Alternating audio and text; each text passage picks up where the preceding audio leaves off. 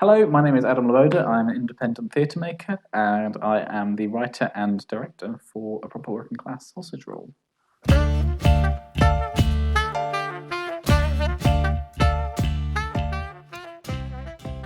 simple answer is the way that the government treat working people as lesser people than they are. At the very core, that is the point of the show. That is what it is. And then as I was kind of writing it, we get more things that come through and you go, oh, it's a good point to add there, there's a good point to add there. But then there are parts where you go, well, actually, that part should be leaving. So there's it's mostly a critique of the government in the UK, specifically. But there is also bits about society in general. There's lots of bits on kind of the desire to be seen through social media, through in newspapers and TV shows. So kind of all of that bombardment that we get at the moment is what led me to create the show in the form that it is in now. I don't really do the formal interview and audition process because it doesn't really fit with me. And the way that I like to make things. So Ariana, who's in the cast, is somebody that I worked with on my last show. Actually, we've done quite a few together now that I met in university. And Niall is somebody that I met at work, and we were having discussions on acting and theatre and the types of shows that he likes to be a part of. And I kind of went, well, I've got this thing that I'm working on. Do you want to get involved and test it out? So I was testing out the script that I had originally, which was a drama version of the show with Ariana and Niall. And as I was working it through, I was like, oh, okay, well, now I've got a vibe for the cast. I can rework the show to fit with their strengths. So I was redoing that. And one of the main things that was coming through that was just the comedy aspect of the show. So I took that and made the show a comedy from a drama, and that's kind of how the show developed, was through the cast, and then Jamie got involved and Valentin got involved, and it's all become like this really nice team of people that have made the show into what it is. I came up with the idea for the show a long time ago. We're talking pre-COVID, which is the marker that we use now for time periods. And I started working on it, and then I brought a team together, and then eventually that show ended up becoming Desperate Times, which was completely different to what we've done this time. So I thought, after I finished that one, oh, let's go back to this idea. And then I started writing in it, and I started writing it as a drama. And then I got Ariana and Niall on board, and then I was like writing it as a drama with them and then adapting the show to fit their style. And as I was going through, I went, this is just such an absurd piece and something is missing. Something about this doesn't work. And the thing was that it's funny.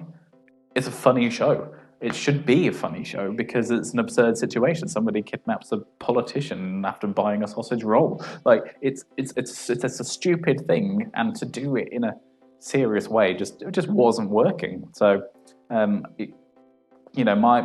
process, and it's usually the case for most of the things that I write, is that it's influenced by rehearsals, by the cast, by the people involved. I don't really, so it's not to say I can't, but I don't really like to sit at the computer, write a piece, hand it off to somebody, and then that's it. Just not my vibe.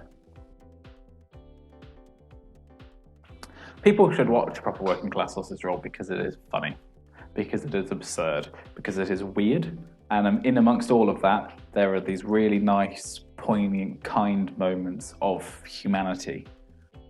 And I think that is what everybody is really missing at the moment, is that kindness and that love and that support. And I think that is kind of the message I really would like people to take away as well. Just, yeah, there are people out there and you have got differences, but it's better to work together and be a team than it is to be as individuals and isolate each other. It's a lot of fun because you get to see the process through from start to finish. It's your vision that you're making, whereas you're writing the piece, and you kind of don't have to then translate that into somebody else for them to actualize. So even when you're, well, like when I'm physically writing the script, I'll write a stage direction in a certain way so that I remember what I'm telling myself, and not having to do that in a way where I have to then translate it for somebody else to read that stage direction and be like, oh, that's what he's trying to say, and then actualize it themselves.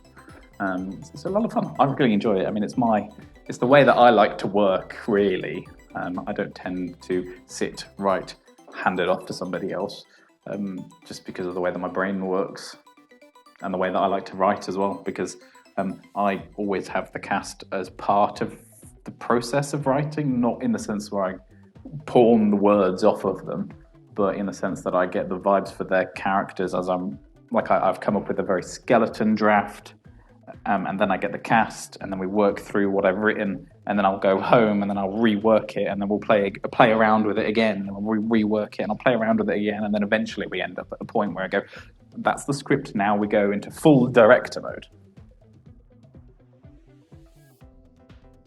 I kind of touched on it before, but I really hope that people come out of it with a refresh of their perspective, an understanding that life is far more complicated than the labels that we throw on people, and that we should focus on working together rather than pushing each other out, and just being a team of humans. We're one humanity, aren't we? We're one species of humans, and that we should be that together. Terrifying, because people are going to come and see the show and judge it, and it's like this really vulnerable thing to have spent so much time and energy, not just for myself, but for the cast, for Jamie, from Valentin, and the theatre, and to kind of have their trust in us to put on a good show and to help them, and all of that is mixed in with the joy of working with such a fantastic team of people, on a show that we all care about, we're all putting so much energy and effort into. It's really lovely, I think, really. Terrifying, but lovely and fun and terrifying. You can watch a proper working class sausage roll at the Bread and Roses Theatre at 7:30 p.m. on the 30th of January to the 3rd of February. Tickets are available through the link in our bio or down below if this is on YouTube, which it will be. Receiving the emails from the theatre being like, we want your show. I mean, that is just, it's always crazy whenever you have anything like that good news. You've put so much energy and effort into the application, into making the show, and then to be like, oh, actually, somebody wants it. Somebody is, yeah, that has got to be the best moment. And I got to have that moment when I was on holiday with my family as well, which was just wild. So we had all of that kind of like, oh my God, Adam's so amazing. I'm like, yeah. Ah. The biggest challenge for me personally has been aligning our schedule so that we can make the most of our rehearsals.